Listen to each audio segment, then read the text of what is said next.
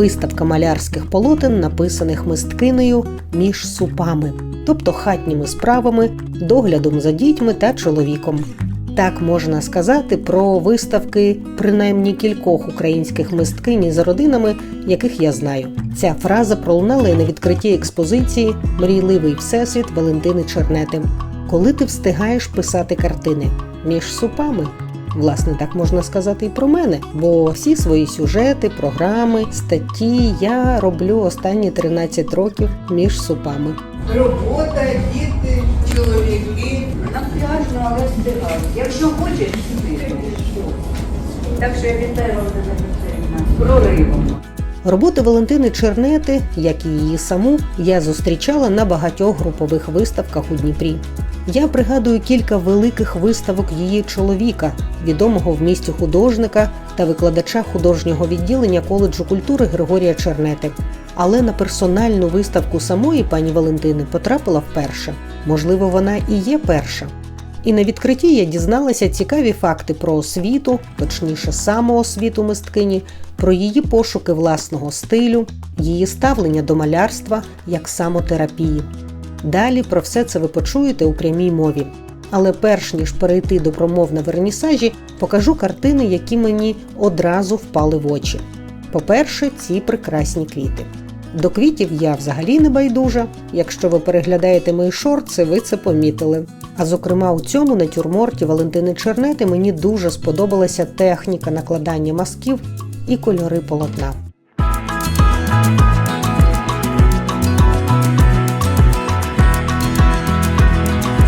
Як любителька кави я завжди звертаю увагу на полотна із цим напоєм, зернами, кавоварками, а останнім часом мене ще й почав цікавити посуд і порцелянова пластика. Тому я була рада побачити на виставці натюрморти з усім перерахованим. А оце полотно зі скульптуркою мені нагадало мою мандрівку 2001 року до Криму і відвідування зимового саду Воронцовського палацу. Напевно, у всіх дівчат, що там побували, є такі фотографії.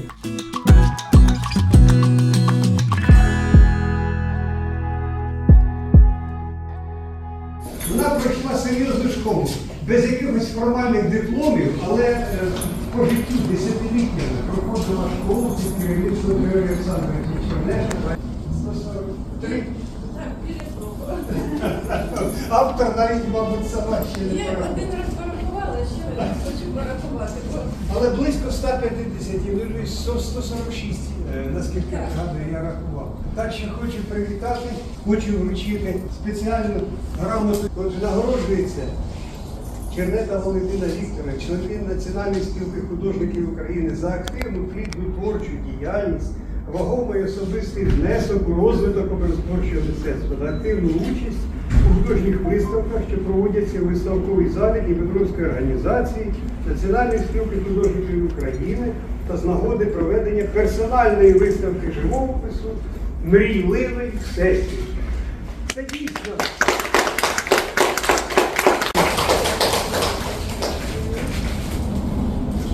Вітаю вас. А тепер допомагаємо, Григорій Олександрович. Григорій Олександрович, тепер ваша черга говорити прийомні слова. Я перш за все хочу сказати, що сьогодні 165 років я повернувся в дух Шевченка в Україну. Перепоховання в Каневі тіла Шевченка, і дух Шевченка утвердився в нашій країні, і він весь час є тут. Це, якби ми спеціально присвяту цю не робили, так і не планували. Мені хотілося сказати. Я і скажу. Валентина, можна буде і проти, що я скажу. Те, що реалістичні твори, бачите, тут є певні дослідження, але тут спостереження художника над натурою. Вона так стала, що теоретично про живопис вона чула дуже багато кожного дня, тому що ми разом працювали в студії, ще Віка Перволітник, та студія була. Ну, я якби головний, а вона у мене помічником, і вона все абсолютно чула. Тут Ірина Михайловна стоїть якраз, вона теж першого дня в Не студію тільки ходила. чула, і вчила. Да. І вона от якби чула це, і потім на основі натури цю теорію, про яку вона чула, спостереження натури. І тут такі натурні етюди зроблені від куска. Кусок з куском, кусок з куском, кусок з куском, спостереження ці. Але не просто кусок з куском. Справа в тім, що вона вивчала схеми майстрів живопису, і це ми теж в студії робили. Іноді збирався гурт художників, навіть, по-моєму, Сафянов в цьому гурті колись був, коли ми розбирали старих майстрів і на основі них там намагалися робити якісь композиції. Це було час від часу, а вона, Валентина, робила це постійно аналізувала європейських художників і китайських художників. І воно виклало отакі, скажімо, цей стиль новий, він, звичайно, виплив більше із вивчення китайських майстрів, але і європейських. І від системи Бойчука аналіз картина. І де в оцих от роботах тут нашарування схем. Тут не просто так, а це якби якісь такі декори, а тут нашарування схем. Мало того, в цих роботах є певна фабула. Тобто закладена фабула пластична, і вона зашифрована.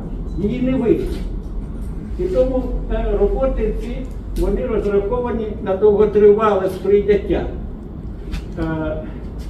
Вона тут весь час все шифрує. Навіть якщо тут подивитися підписи, вона тут робить, бачите, тут буква В, а там така закарлючка. І я питаю, а що ж це таке? Вона каже, не скажи. І от я і не знаю, що воно таке. Я йому нічого не казала, це він домислив. Домислив. Але ці твори дійсно викликають багато роздумів і серйозне осмислення потребують.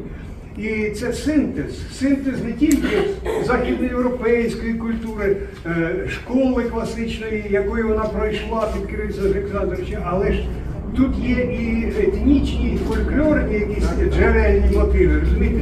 Тому тут є величезний матеріал для осмислення, дослідження. І, безумовно, вони підкупають своєю якоюсь і оригінальною свіжістю. Кожна з робіт, вона абсолютно свій образ, свій настрій. І тільки за рахунок ритмів, кольорів і ліній. Це, по суті, свіжий новий напрямок і гарний приклад для тих безмежних можливостей, які є сьогодні, враховуючи те, що жодного тиску не чинить ані держава, ані ніяка місцева влада щодо вибору напрямків, тем і розвитку своєї індивідуальної творчості. Тому велика вдячність, Валентина Вікторівна, за те, що ви дали таке свято. І дійсно, воно дає можливість якось і таку терапію відчути. Воно якби лікує оці особливі такі жахливі часи, прильоти. Правильно сказала Леонід. Вона якраз, коли починає писати, вона так і говорить, іду лікуватися. Тому воно багатофункціональне, це мистецтво, і воно органічне до будь-якого інтер'єру, і великий такий людяності заряд несе в собі. Але так тихенько в душі я називаю подорож в часі. Подорож в часі – це моє життя творчість, там я починала робити роботи, там ще такі роботи. Життя йшло, а я щось робила.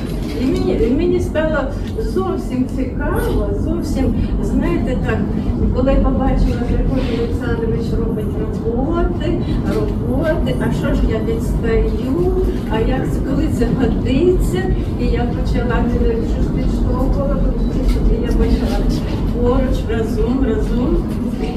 Не скажу, що в мене характер сахар, але Григорій Олександрович знав, звідки він взявся, вчив мене, і тому це моя фора. Я йому дякую за це.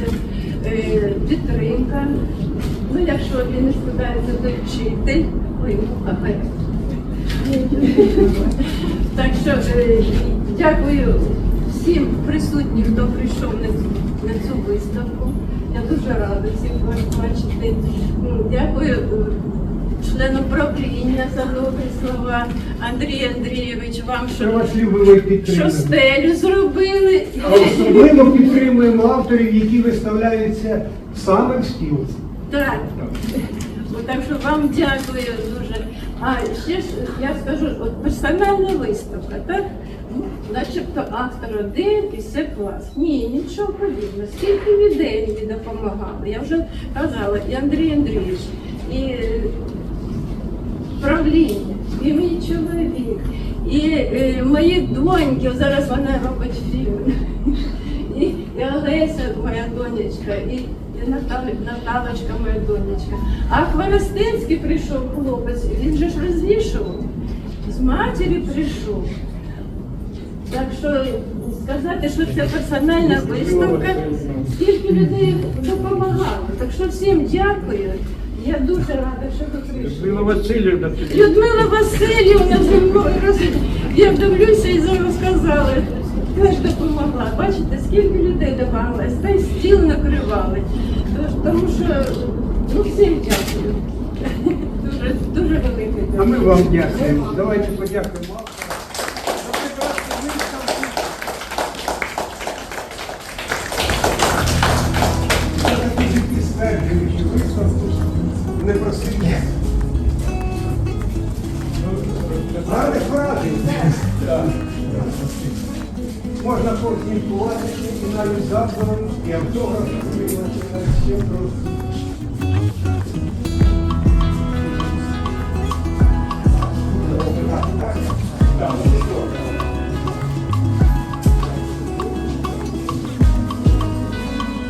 І донечки. Олеся. Олеся.